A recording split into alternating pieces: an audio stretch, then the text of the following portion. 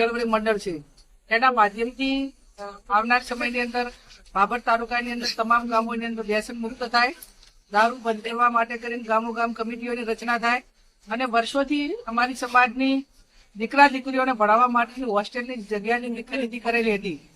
એ જગ્યા અત્યારે હાલ શૈક્ષણિક રીતે કમ્ફર્ટેબલ ન હોવાના કારણે એનું સેલ થાય અને ભવિષ્યમાં એ ખાલી જગ્યા લેવાય, આ એક મુદ્દો હતો.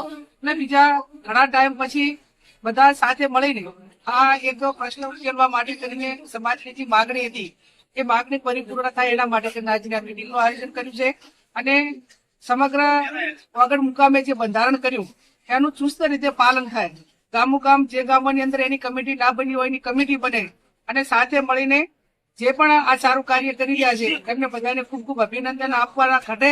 અને આવનાર સમયની અંદર જે કઈ એની અંદર નાના મોટી ત્રુટિ આવતી છે તો સાથે મળીને જયારે બંધારણ દિવસની ઉજવણી થાય એ દિવસે જે મુદ્દાઓ આવશે એનું સોલ્યુશન કરવા માટેનો એ વખતે જે સમાજ ભેગું થઈને નક્કી કરે એ પ્રમાણે પ્રયત્નો કરશું. બેન, અત્યારે જે ડીજે નો વિવાદ ચાલી રહ્યો છે એમાં આજે બેઠકમાં પણ ડીજે મામલે ચર્ચા થઈ હતી. શું કોઈ છૂટછાટ આપવામાં આવશે કે 1 વર્ષ પછી? હું માનું છું ત્યાં સુધી કોઈ વ્યક્તિગત રીતે હું આ બાબતમાં કહી શકું નહીં. એટલા માટે કરીને કે આ બંધારણ 3 જિલ્લાએ સાથે મળીને બનાવ્યું હતું. હું ખાલી વાંચવા માટે નિમિત્ત હતી, પણ જે કઈ સુધારા વધારા કરવાના થતા હશે એ બધા આગેવાનો સાથે મળીને જે નક્કી કરશે એમાં આજે મારે 2-3 ધારાસભ્યો જોડે વાત થઈ છે.